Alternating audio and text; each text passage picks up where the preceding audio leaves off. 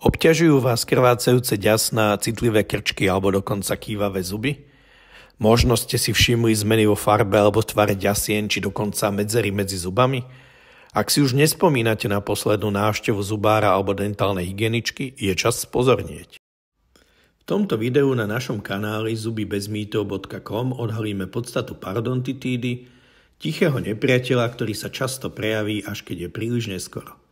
Ukážeme vám, ako neliečená parodontitída a zubný kameň ničia váš úsmev a prečo postihuje obrovské množstvo ľudí, často už v mladom veku. Zahoďme ten mýtus, že parodontitída sa nedá vyliečiť. Naozaj nečakajte, kým budete mať 40-ku a s prekvapením zistíte, aká zložitá je liečba. Máme pre vás ale skvelé správy. Parodontitída sa dá včasnou a správnou liečbou naozaj vyliečiť a vaše ďasná môžu byť opäť krásne a zdravé. Nenechajte to zajsť príliš ďaleko. Zistite, ako môžete mať opäť zdravé ďasná a pevné zuby a starajte sa o svoj úsmev už dnes. A pritom je to i veľmi jednoduché. Stačí len vyhľadať parodontológa.